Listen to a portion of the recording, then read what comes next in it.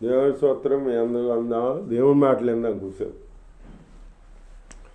దేవుడు చెబుతున్నాడు, ఎవడను దీపం ముట్టించి పాత్రతో కప్పివేయడు. దీపం ముట్టించి పాత్రతో కప్పివేయడంట. అది పాత్రతో కప్పకుండా మంచం కింద పెట్టకుండా ఎలుపలకి వచ్చేవారికి వెలుగు అగుపడిన వలెనని దీపస్తంభం మీదే దానిని పెట్టును. బయటికి వెళ్ళే వాళ్ళకి వచ్చే వాళ్ళకి ఎలుగు కనపడాలని దీపస్తంభం మీద పెడతాడంట. అట్టగే మనం దీపం వెలిగించి దీపస్తంభం మీద పెట్టాలి. కొంచెం కింద మంచం కింద పెట్టకూడదు. దానికి సాదృశ్యం ఏంటంటే, దేవుడు మనకు ఫలాలు ఇచ్చాడనుకో, ఆ ఫలాలు మనం ఫలించాలి, ఉపయోగించాలి. దాన్ని కప్పెట్టకూడదు, దాన్ని భూమిలో కప్పెట్టకూడదు. ఒక అతనిట్టగా కప్పెట్టాడంట, తలాంతు కప్పెట్టాడంట.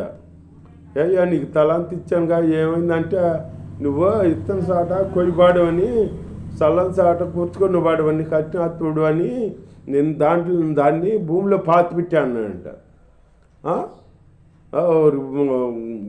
ఆయన ఓ చెడ్డదాస్తా అన్నాడనమాట. నిన్ను బాగుపడరా అని ఇచ్చాను, నువ్వు బాగుపడకుండా ఎట్లా చేస్తావా నువ్వు అని చెప్పేసి అన్ని చీకట్లు కొట్లో పడేపించాడంట. అట్లాగే ఇట్లా ఉండకూడదు, మనం వాడాలి.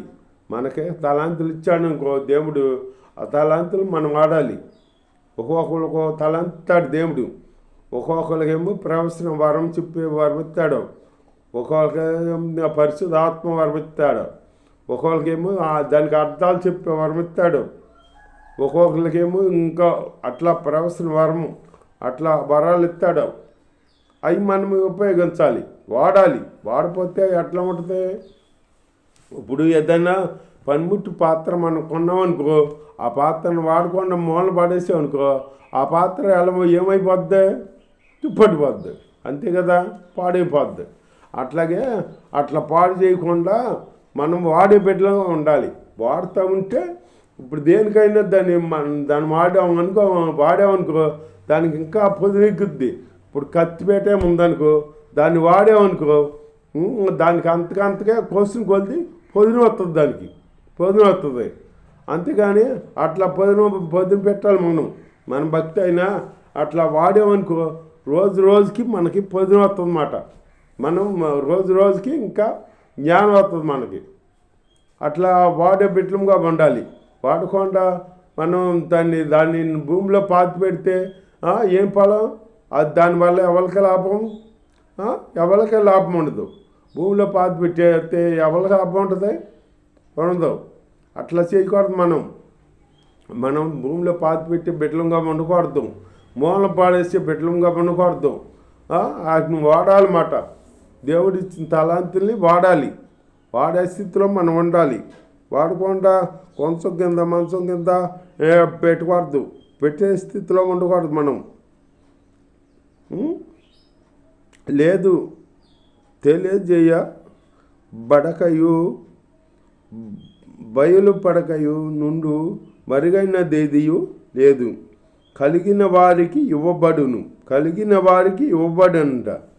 అంటే మనం వరాలు ఫలిస్తాం కదా, ఫలిస్తే ఇంకా కలిగిన వారికి ఇవ్వబడతాయి అంట. మనం ఫలించిన కొలిది ఇవ్వబడతాయి.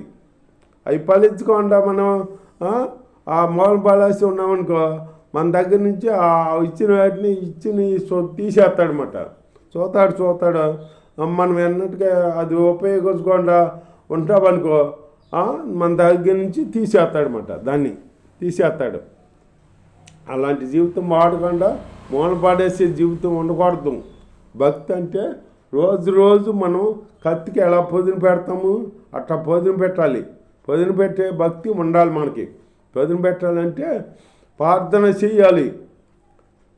లెక్కతోటి నువ్వు ప్రార్థన చేసుకోవాలి. ప్రార్థన చేస్తున్నామా, దేవుడికి ప్రత్యేకత మొదటి స్థానం దేవుడికి ఇవ్వాలి. ముందు ప్రార్థన చేసుకుని తర్వాత ఏ పని అని చేసుకోవాలి. తర్వాత వాక్యం చదవాలి, ప్రార్థన చేయాలి, అన్నీ చేసుకోవాలి. చేయాలి, నీ పని చేసుకోవాలి. ఈ పని చేసుకోవద్దు. దానిలో మొదట ఏదైనా నీకు ఏదన్నా రోగం వచ్చింది అనుకో, ఆ డాక్టర్ దగ్గరికి వెళ్ళిపోకూడదు. గబిక్కిని కన్నులు వెళ్ళినట్టు మనం ఏం చేయాలి? ముందు దేవుణ్ణి అడగాలి, దేవుడికి చెప్పాలి, ఈ వ్యాధి వచ్చింది ప్రభా, ఇది తగ్గిస్తే అందుకు మీ స్తోత్రం అని దేవుడు చెప్పి శరీర ప్రకంగా లోకం పద్ధతి ప్రకారంగా హాస్పిటల్లో వెళ్తున్నామని వెళ్ళి నువ్వు టాబ్లెట్ వాడుకో, తప్పులేదు. ముందు మట్టుకి దేవుని ప్రార్థన చేసుకోవాలి, ప్రార్థన చేసుకుని వెళ్ళాలన్నమాట. అట్లా వెళ్తే అప్పుడు దేవుడు ఆ డాక్టర్లో కాడ పరమదాటు మన దేవుడు, డాక్టర్లో చేసేది ఏముండదు. కాకపోతే ఈ లోకంలో శరీరీతిగా మనకేదో వాళ్ళు వైద్యులని ఆడ పెట్టాడు దేవుడు స్తోత్రం. దేవుడే కార్యం చేసేది అక్కడ. దేవుడి స్తోత్రం. హల్లెలూయా. కలిగిన వారికి ఇవ్వబడుతుందంట, లేని వాని వద్ద నుండి తనకు కలిగినది అనుకొనున్నది కూడా తీయబడినంట, అనుకోని కూడా తీసేస్తాడంట. కనుక మీరు ఎలాగూ వినుచున్నారో చూసుకొనిస్తున్నాడని ఆయన తల్లి సహోదరులంట ఆయన వద్దకు వచ్చారంట. జనులు గుంపులుగా ఉండుట చూసి ఆయన దగ్గరకు రాలేక రాలేకపోయారు.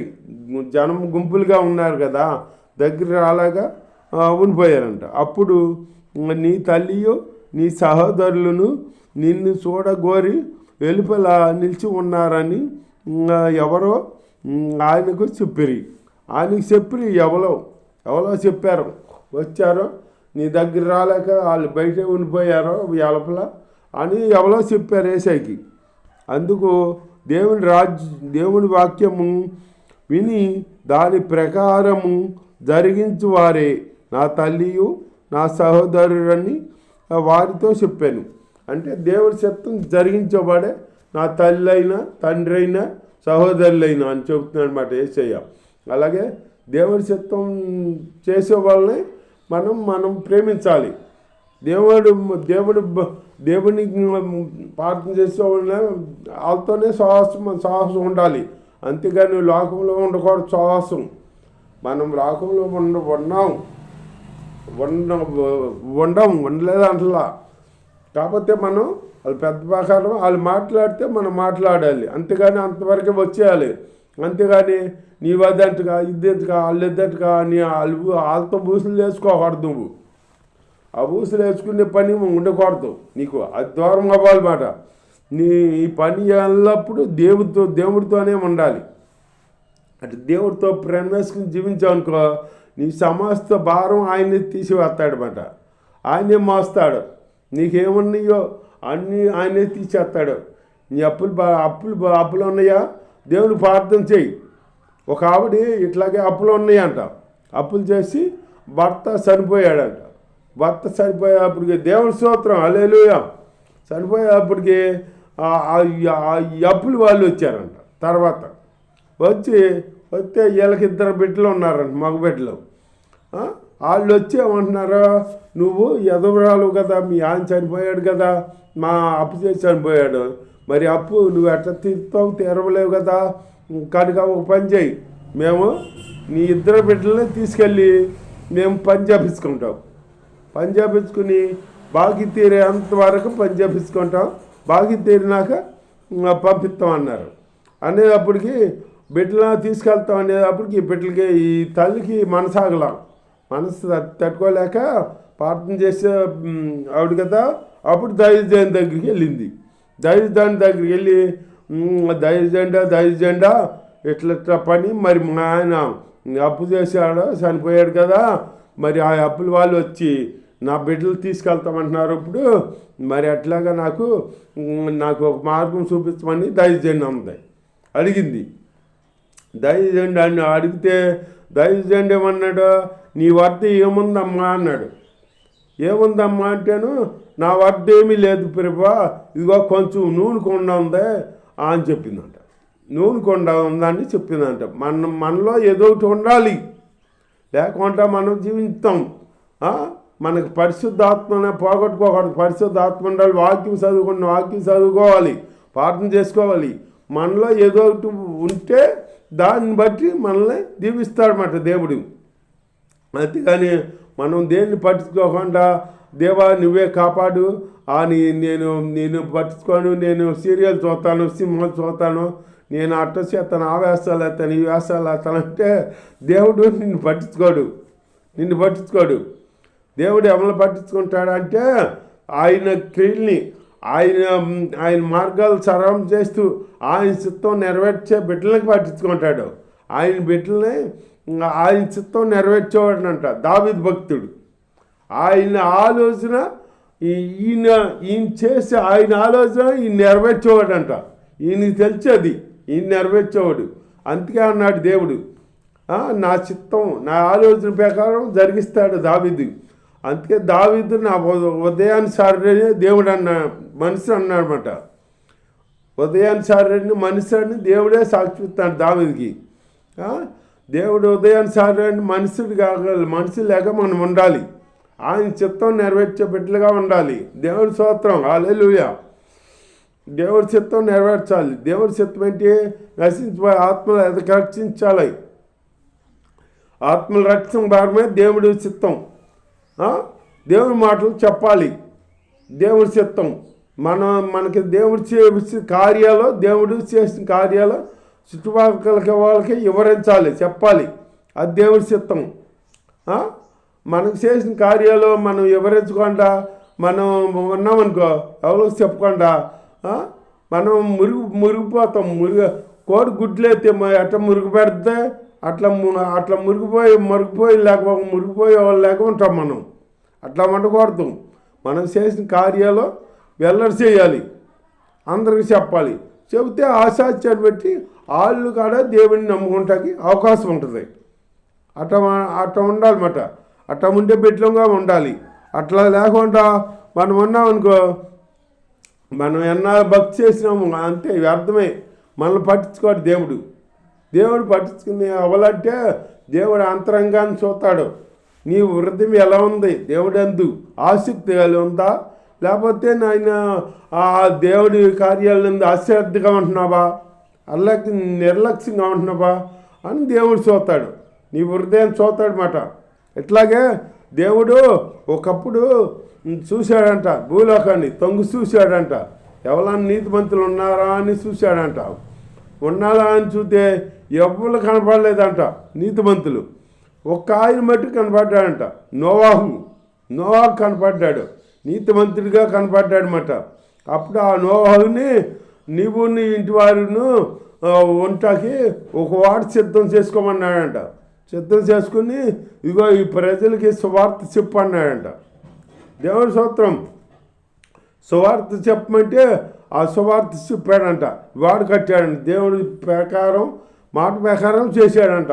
చేసేటప్పటికి అప్పుడు ఈ సువార్త చెబితే వర్షం వస్తుంది, 40% వర్షం వస్తుంది, 40 రాత్రి పగలు వస్తుంది అని చెబితే ఎవరు నమ్మలా. నోవాహు తాత పిచ్చ మాటలు మాడతాడు. వర్షం అంటే ఏంటి మాకు తెలీదు, ఇంతవరకు రాలేదు అని చెప్పి వాళ్ళు అంటున్నారంట. ఇప్పుడు ఏదో చెబుతున్నాడో నోవాహు మనం విందాము అని లేదు వాళ్ళకి. లేకుండా నోవాహు తాత పిచ్చ మాటలు చెబుతున్నాడు అనేటప్పటికి ఇతను వాడు సిద్ధం చేసుకున్నాడు, అన్నీ అయిపోయినాయి. చివరికి ఆ దినం రానే వచ్చింది. అప్పుడు జలప్రలయం మొదలయ్యేటప్పటికి వీళ్ళు వాళ్ళలోకి వెళ్ళిపోయారు. నోవాహు సంతానం జంతువులు కాడ వెళ్ళి రెండు ఇక పెసండి వర్షం మొదలయ్యేటప్పటికి నీళ్ళు పెరుగుకుంటూ వస్తాడే. అప్పుడు వచ్చి నోవాహు తాత మాకు తలుపుతీ మేము వస్తాము, మేము ఇట్లా అనుకోలేదు, మాకు తలుపుతీ మేము వస్తాము అని బతిపడుతుంటే నేను చెప్పినట్టు వినలేదు కదా మీరు. ఇప్పుడు తలుపు తీస్తాను నా వల్ల కాదు. ఆ తలుపు దేవుడే వేసాడు. దేవుడే వేసి వెళ్ళిపోయాడు అంటే అప్పుడు దేవుడు వేసి తలుపు ఎవరు తీయలేరు. దేవుడు తలుపు తీస్తే ఎవరు వేయలేరు, ఆయన తలుపు ఎత్తి ఎవరు తీయలేరు అన్నమాట. అలాంటి దేవుడిని కోపం వచ్చే పనులు మనం చేయకుండా దేవుడిని కనుకపడి మనల్ని దీవించే పనులు చేస్తూ దేవుడిలో ముందుకు సాగుతాం. దేవుడు ఈ వాక్యం దీవించుగాక. ఆమేన్.